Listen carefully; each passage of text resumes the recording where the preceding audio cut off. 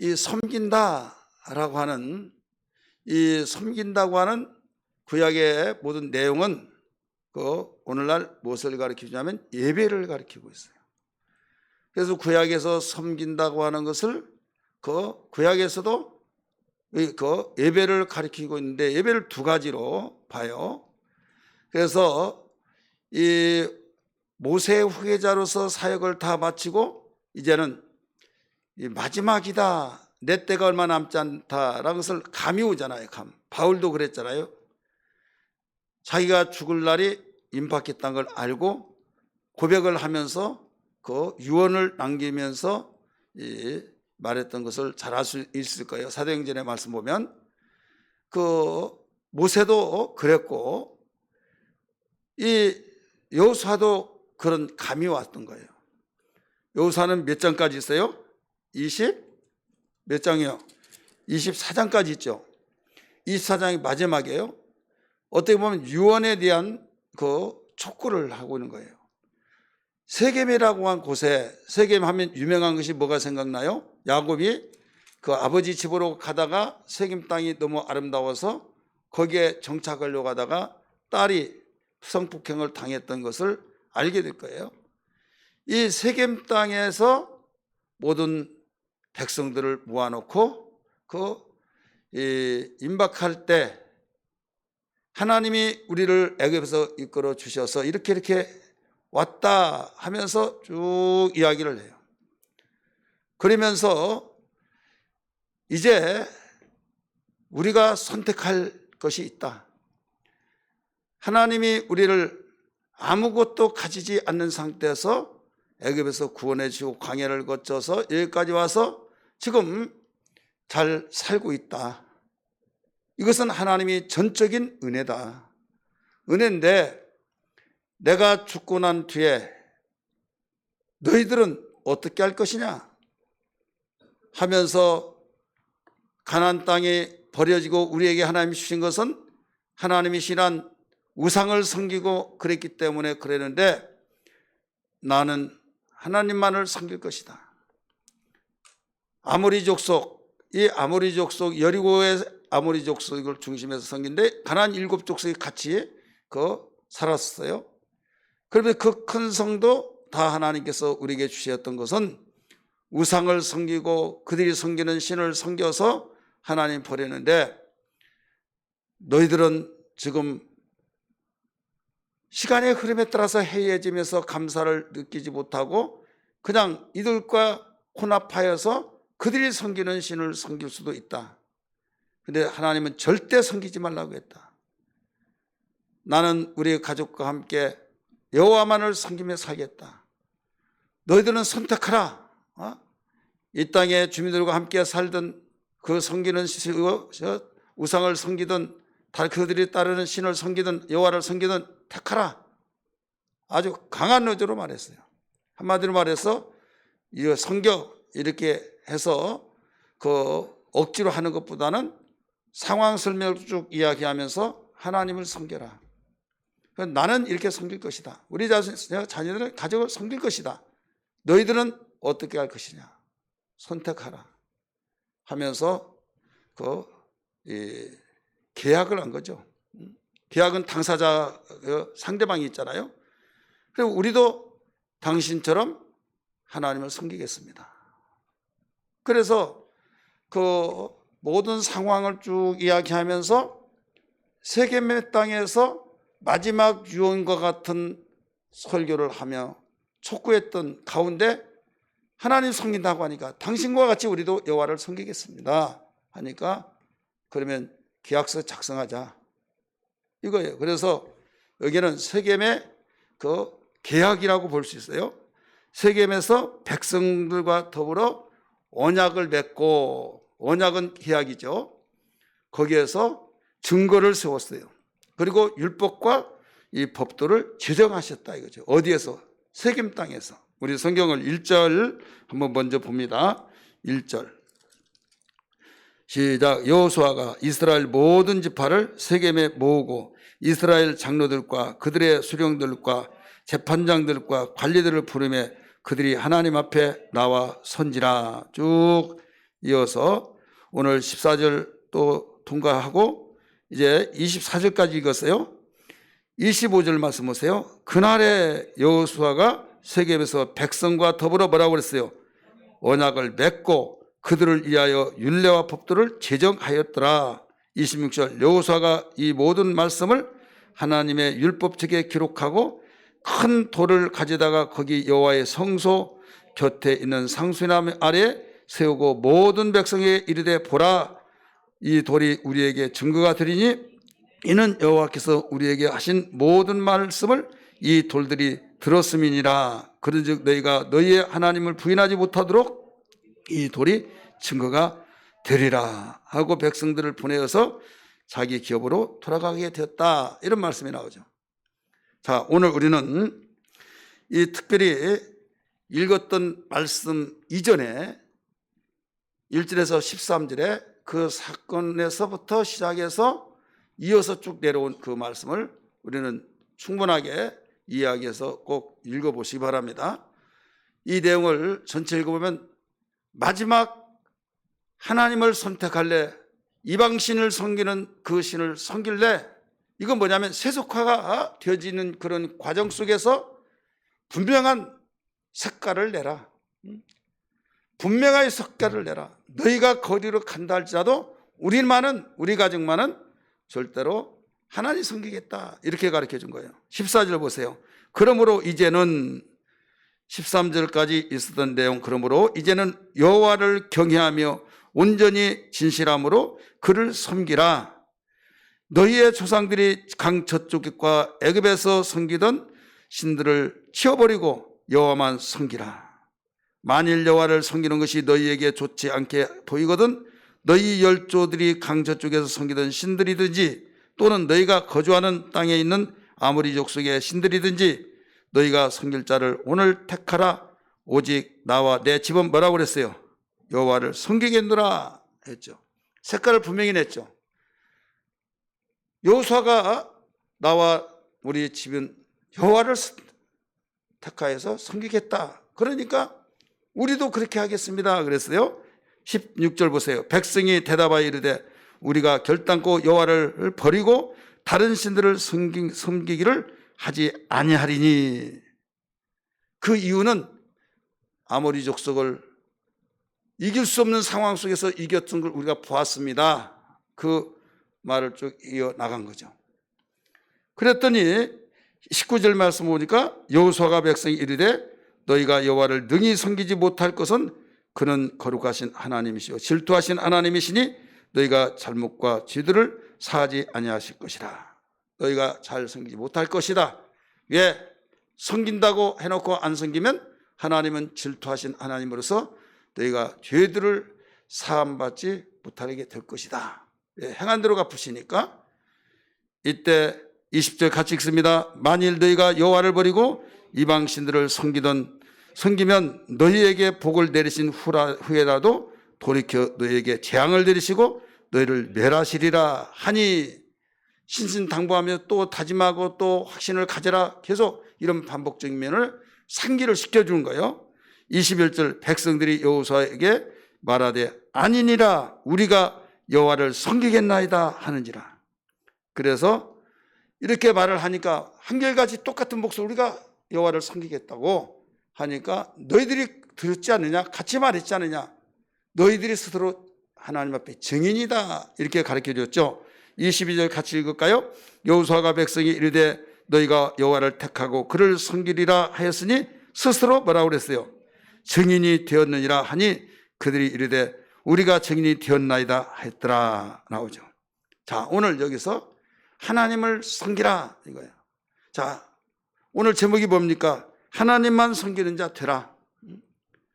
하나님 섬기는 것이 뭐냐? 바로 예배예요.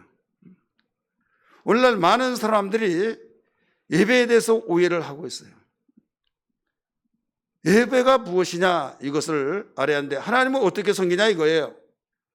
대부분 섬기면 봉사하고 헌신하고 이제 이렇게만 생각하다가도 그것 따로, 그 다음에 예배 따로. 그래서 예배하고 섬기는 것은 따로따로다고 생각하고 있어요. 아니에요. 섬기는 것이 예배예요. 그래서 두 가지예요. 하나님께 영광 찬송 돌리는 찬양과 경배를 돌리는 것이 예배다. 그것만이 오늘날은 예배라고 하고 섬기는 것은 봉사하는 거, 이는 별도로 생각하고 있는 사람이 있다 이거죠. 구약에서는 그렇게 말하고 있잖아요.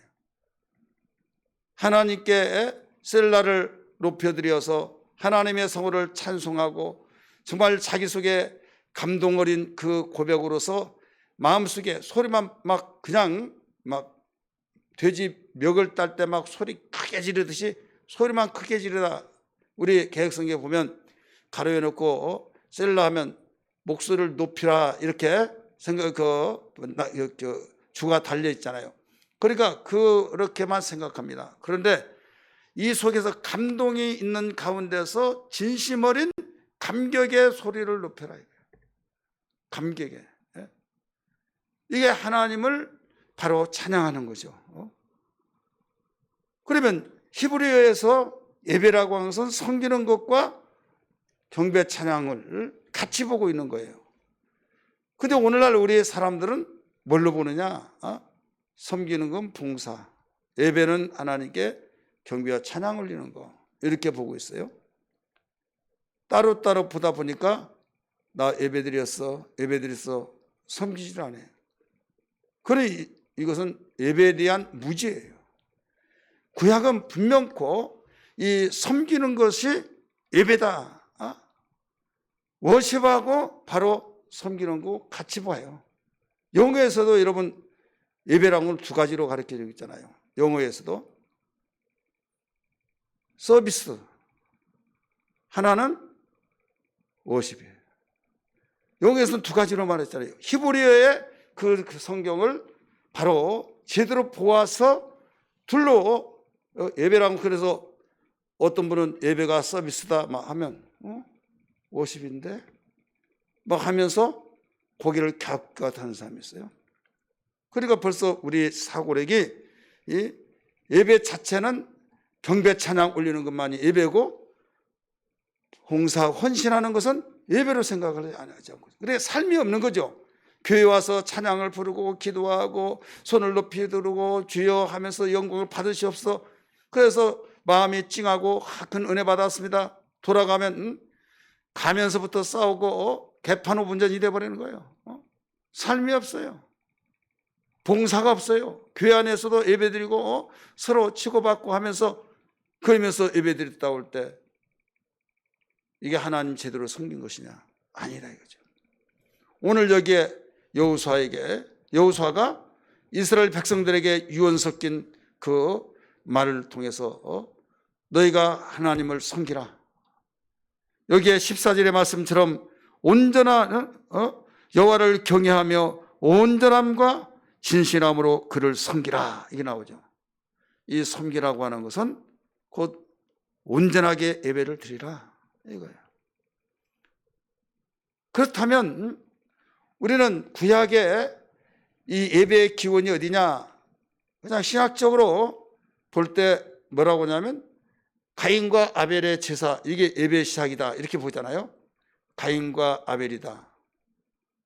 또 노아가 또 하나님께 제사했죠. 그래 예배다. 아브라함이 제사했어요 안 했어요? 예배다. 그래서 가장 최초의 제사드린 가인과 아벨이 제사할 때 이때 예배의 기원을 말하고 있어요. 그런데 엄격하게 그 예배의 본질 속에서 예배의 기원을 찾으면 언제부터냐? 6월절이에요. 6월절이 예배의 기원이다 라고 말하면 뭐라고 생각하냐면 가인과 아벨도 있고 노아도 있고 아브라함도 있는데 이렇게 말을 하고 있어요. 이미 제가 앞에서 말했잖아요. 그런데 온전하게 이 예배의 그 형식을 갖추고 장소를 지정하고 그런 가운데 여기에서 예배를 드리는 것이 기원이 예배의 본질의 기원은 6월절이다. 그러면 가인과 아벨, 또 노아, 아브라함은 제사를 지냈잖아요. 이 제사는 하나님을 알고 드렸다는 거죠. 하나님 알고 대상을 알고 제사를 드렸다. 대상을 알고 드렸지만은 예배의 형식과 예배의 그 모든 거기에 성문화되어지고 계시되어진 이것은 유월절이다. 자, 유월절의 경험이 있어야 진정한 예배다 이거죠. 우리 한번 따라합시다. 유월절의 경험. 이 유월절의 경험이 뭐냐? 여러 가지 설명을 할 수 있지만은 우리가 생략하고 간단하게 말한다면 죽음을 피하는 거예요. 따라서 죽음을 피하는 거. 죽음을 피하는 경험이 있어야 된다 이거죠. 죽음을 피하는 경험이 없다고 한다면 진정한 예배가 될 수가 없어요. 죄 가운데서 저주받고 심판받고 지옥 갈 자리에서 정말 죽음을 피하여서 사망에서 생명으로 옮겨지는 그 자체가 예배다 이거죠. 그래 진정한 예배를 드리면 우리 사망에서 생명으로 옮겨지면서 여기에서 그 은혜가 얼마나 감사합니까? 그럴 때 뭐가 좋았어요?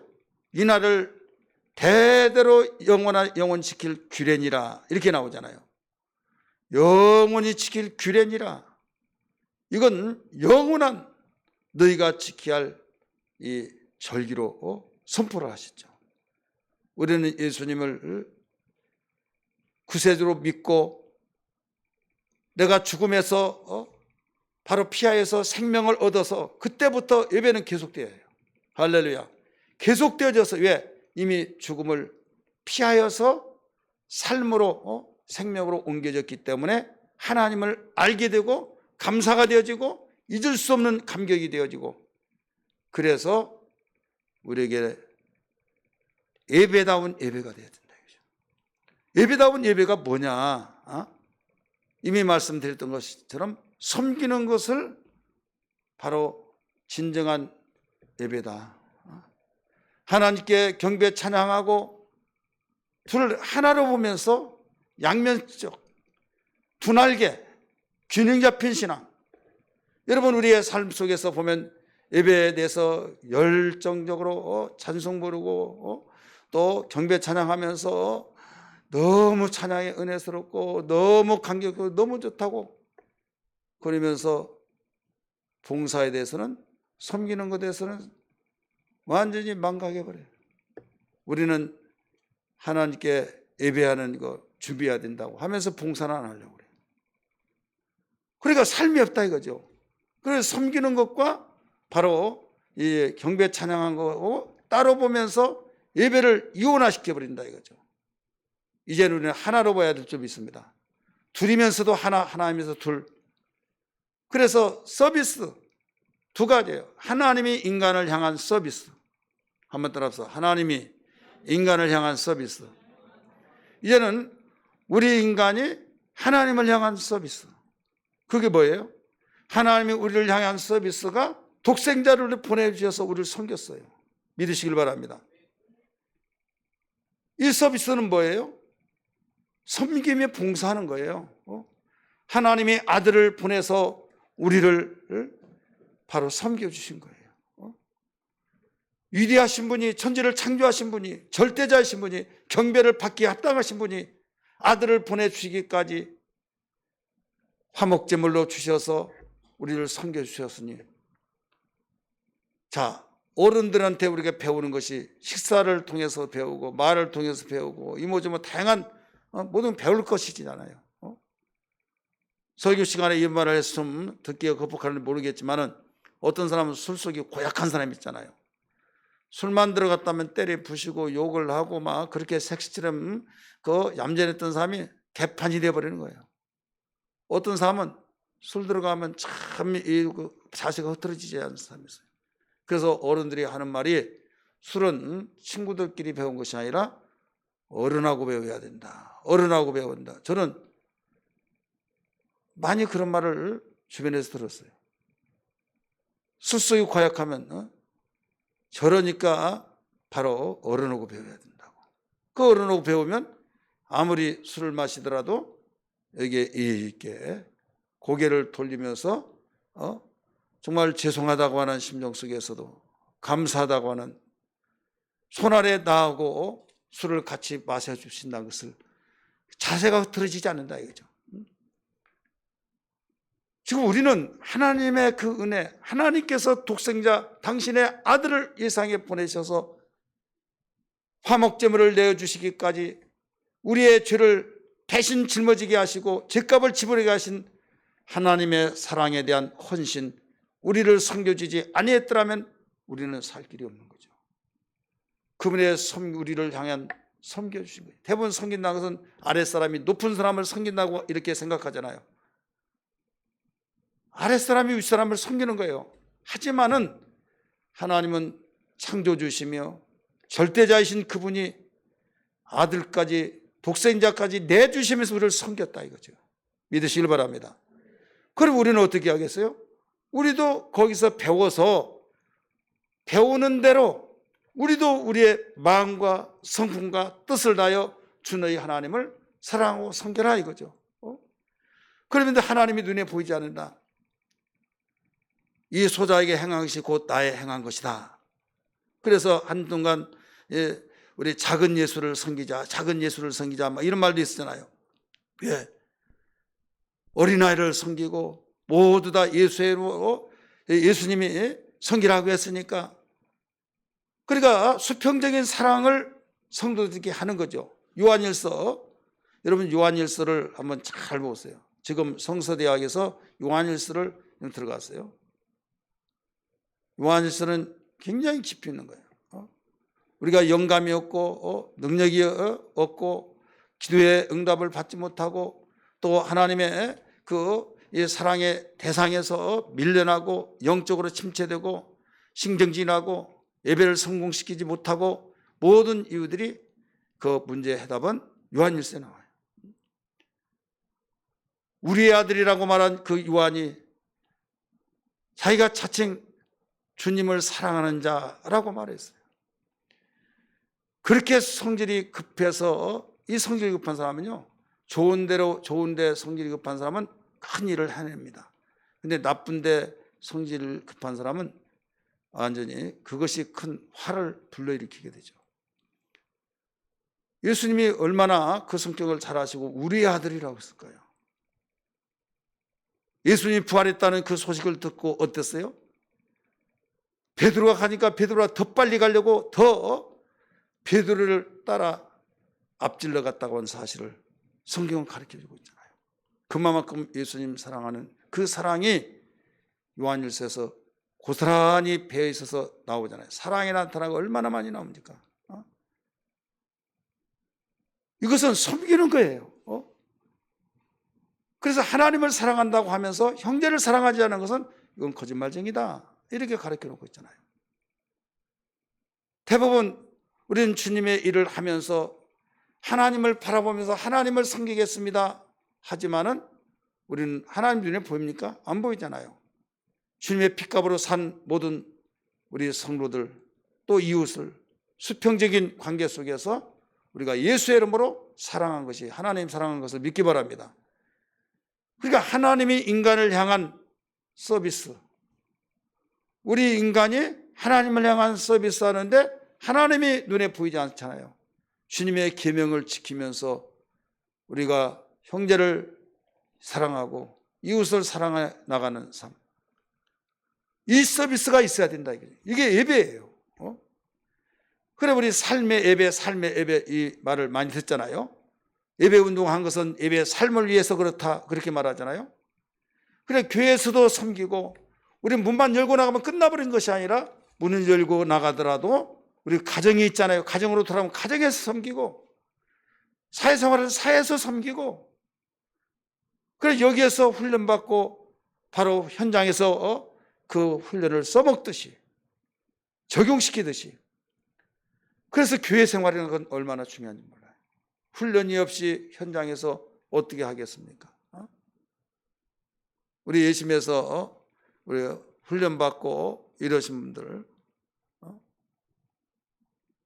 전도 온천하기가 참 힘들었고 명분만 있으면 어떻게 해서라도 이렇습니다 저렇습니다 피해 나가려고 했고, 다른 사람이 아니라 내가 그랬다 이거죠.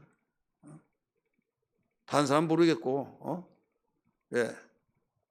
내일도 말하기도 힘든데 내가 다른 사람끼리 다른 사람은 말할 수는 없잖아요. 내 간증이라면 간증이고. 근데 목사가 안 나갈 수는 없고 나가긴 힘들고. 그러니까 그게 부담이 되고 참 힘들었다 이거죠. 그런데 지금은 지금도 계속 앞으로 우리는 뭐 평생 싸워야겠지만은 옛날에 비하면 너무 자연스러워졌어요. 그냥 가는 거예요. 옛날에 같이 안 가면 같이 가려고 하고 그러는데 지금은 못 가냐고 그러면 못 간다면 알았다고 나 혼자 가야겠다고. 오늘 또 시간 저기에서 시간이 안 맞아가지고 나 혼자 갔다 왔어요. 언젠가도 말했지, 얼마 전에 말했지만은 우리 교육자들도요, 한전사님은 한전사도 혼자 가고 우리 부목사님도 가고 오늘 부목사님 아침에 새벽기도 하고 난 뒤에 새벽에 나가서 전도하고 내가 아침에 새벽 10시까지 여기 있었는데 그때 왔어요. 전도하고 비가 얼마나 많이 왔는지 그 비가 맞고 어떻게 해야 되나 다행히 우산이 있어가지고 우산 쓰고 있다고. 그리고 곧바로 또 10시 예배 인도하고. 근데 이런 것들이 뭘 통해서 이루어지냐? 훈련을 통해서 이루어진다 이거죠. 훈련이 있을 때 우리의 현장에서 우리는 적용이 되어지듯이.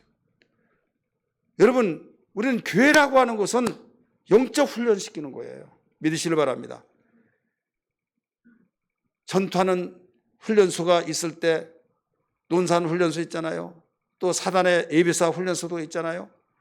거기서 훈련을 일정 기간 시키고 그다음에 자대 배치를 해서 거기서도 훈련을 굳어지지 않게 해서 그렇게 훈련소에서 매일 같은 것은 하지 않지만은 이 분기별로 훈련을 하고 그래서 전투가 일어나면 곧장 배웠던 걸 가지고 적을 향해서 돌진해 나가는 거예요. 훈련이 없이는요 되어질 수 없듯이. 그래서 성경은 이걸 가르쳐주고 있죠. 근데 훈련하는 것이 없다고 하면 어떻게 할까요? 축구 선수가 그라운드 없으면 어떻게 해요? 축구하는 그 축구장을 자기가 없다고 한다면 몇 번 하다가 뒤처진다 이거죠. 사람은요 일터가 있어요. 일터가 없다고 한 것은요 불행 중에 불행입니다.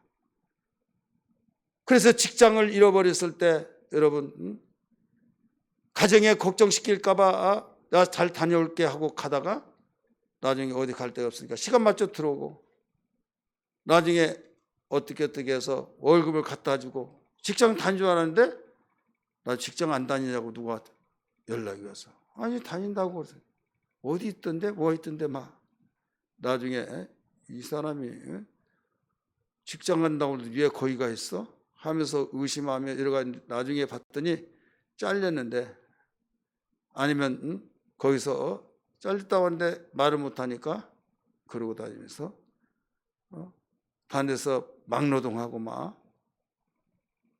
그러니까 이게 뭐냐면 전에는 몰랐는데 일터가 있다고 하는 것이 얼마나 중요하다는 걸 그때 느껴진다 이거죠. 여러분 우리는 사회에서 일터가 중요하다는 것은 아는데 영적인 일터는 생각하지 않습니까? 내가 봉사할 수 있는 거 기관에서도 봉사하든 셀에서 봉사하든 우리가 교회에서 어떤 직임이 있을 때 그 봉사하고 이런 하나하나 하는 것들이 우리는 귀찮고 부담스럽고 이렇게 생각하면 안 된다 이거죠. 감사하게 얘기해야 될 줄 믿습니다. 내가 숨쉬고 사는 이상 정말로 어떻게 해서든 이 봉사의 끈을 놓치지 않아야 하리라 하면서 이 자체가 예배다. 여기서 훈련되어진 그 예배 하나님께 드려지는 하나님이 나를 향해서 서비스해 주신 것을 내가 이제 하나님을 향해서 이웃을 향해서 서비스하는 시간이다 해서 교회에서 우리에게 맡겨진 사명을 다하고 가정에서도 삶의 현장 속에서도 해나갈 때 이것이 예배다 이거죠. 두 번째는 워십으로 찬양과 경배하러. 이 두 날개가 같이 이렇게 움직여질 때 바로 우리는 한쪽으로 기울이지 않습니다. 균형 잡힌 신앙이 된다는 걸 믿기 바랍니다.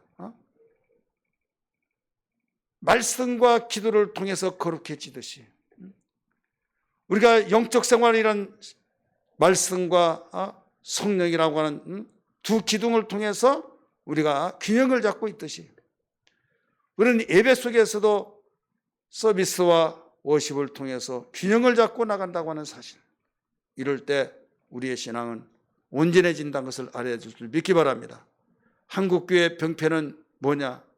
워십에 대한 건 굉장히 강조하는데 서비스에 대한 것은 강조가 없어요. 그러니까 결국 섬기는 것은 싫어하고 나는 예배한데 진정한 예배를 알지 못하니까 이런 문제가 생긴다 이거죠. 오늘 우리는 워십을 통해서 하나님 만난 그 기쁨이 이제는 우리가 하나님께 대한 우리가 서비스가 뭡니까? 교회가 온전해지기 위해서는 바로 각각 직임이 있어서 그 직임을 다 감당할 때 교회가 세워진다 이제. 우리에게 직분 주신 목적이 뭐라고 그랬습니까? 에베소서 4장의 말씀 보면 어떤 이는 권면한 자로, 어떤 이는 봉사하는 일로, 어떤 이는 목사와 교사로 주셨으니 하면서 전도하는 일로 하면서 이는 성도를 온전케 하며 봉사일을 하게 하며 그 다음에 그리스도의 몸된 몸을 일으켜 세우게 하려 합니다. 세 가지예요.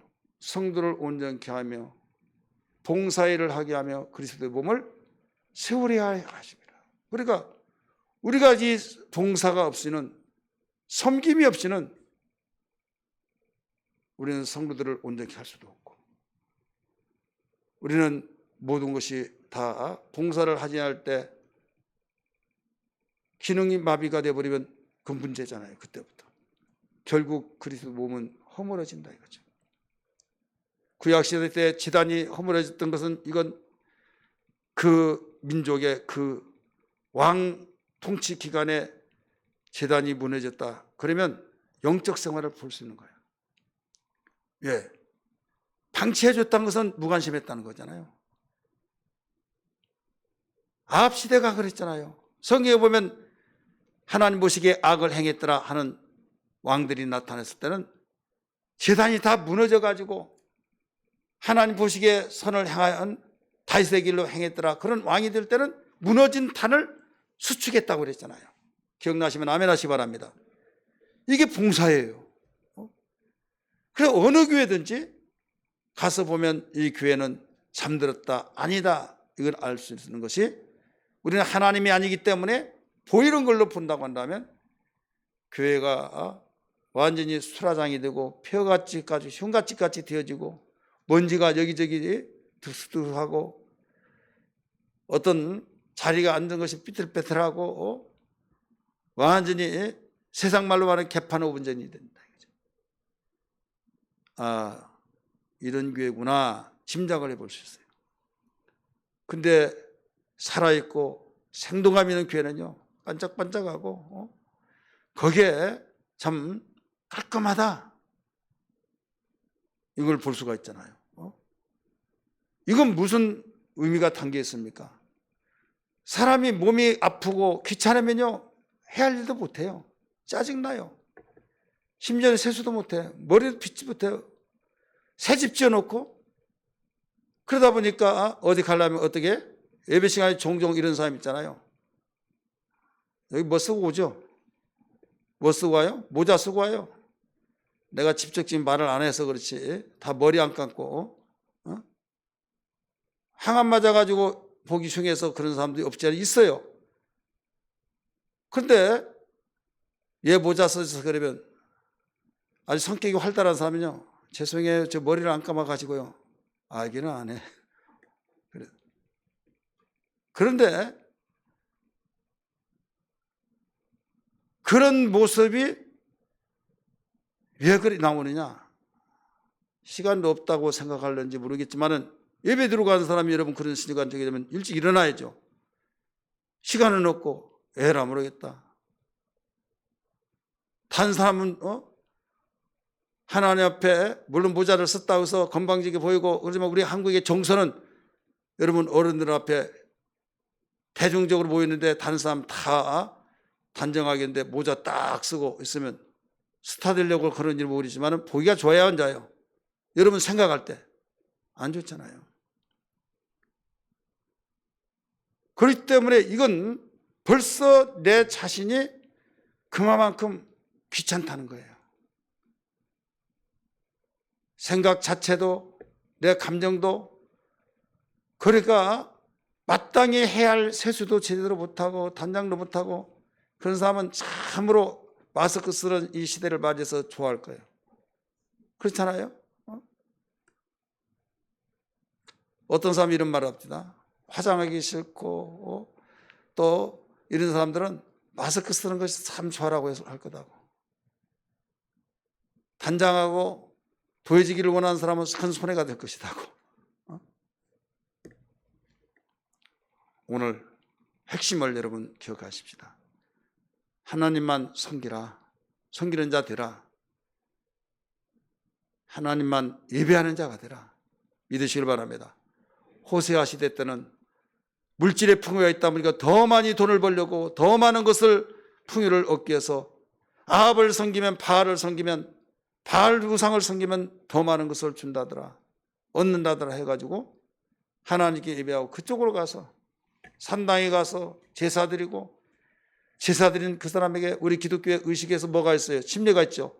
그와 같이 저 그늘나무 좀 떨어져서 거기에 이방의 우상성인 제사장, 우리 기독교만 제사장이 있는 거 아니에요?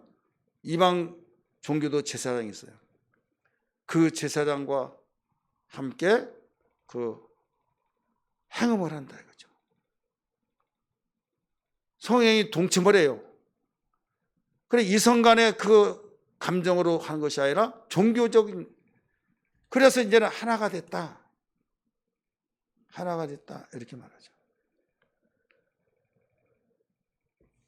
자, 오늘 우리는 어떤 일이 있더라도 그 문제를 누가 그리 들어가느냐? 북왕국 이스라엘 백성이 통째로 넘어가 버린 거죠.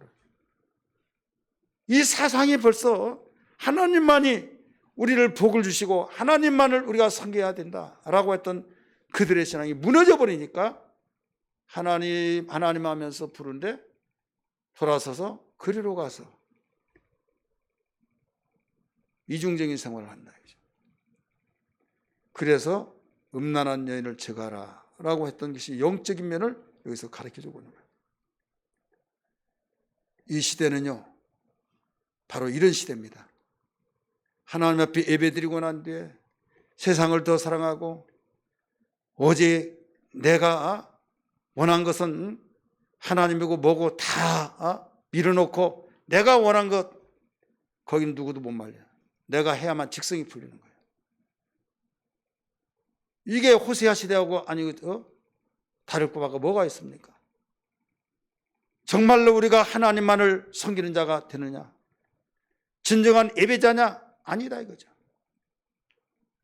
그래서 정말 예배자가 예배다운 예배가 돼야 된다. 믿으시길 바랍니다. 따라합시다. 주여 예배다운 예배되게 하여 주옵소서. 우리는 예배다운 예배가 돼야 된다. 첫째도 둘째도 셋째도 마음을 다하고 성품을 다하고 뜻을 다하여 오직 주 너희 하나님을 사랑하라. 우리의 생각은 하나님밖에 없다. 내가 섬길 대상은 하나님밖에 없다. 머리에서 발끝에서 가슴속에서 오직 하나님만을 향해서 그분이 하라면 하고 하지 말라면 안 하고 내가 하나님의 사랑을 받고 하나님께로부터 그 위대하시고 절대자이시고 영원한 나를 지으시고 이러하신 분이 나를 향해서 독생자를 보내서 나를 섬겨주셨으니 얼마나 감격스럽나.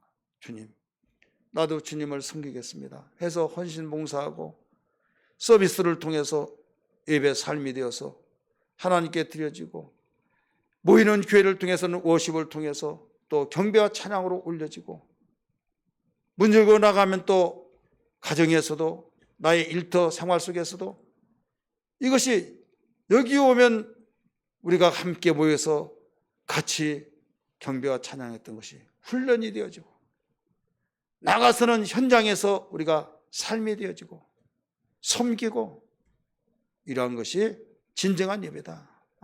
그래서 섬긴다는 것은 예배를 말하고 있는 것이다 라는 것을 알아야 될 줄 믿습니다. 오늘 우리 찬송하고 기도할 때 하나님, 주님을 더욱 사랑하여서 정말 예배다운 예배가 되게 달라고, 세속에 물들지 않게 달라고. 로마서 12장 2절에 너희는 세대를 본받지 말고 하나님의 선하시고 온전하시고 기뻐하신 것이 무엇인지 분별하라고 했으니 끝까지 하나님만을 섬기는 신앙 되게 달라고, 예배하는 자가 되게 달라고 기도하는 귀한 밤 되기를 주의 이름으로 축원합니다.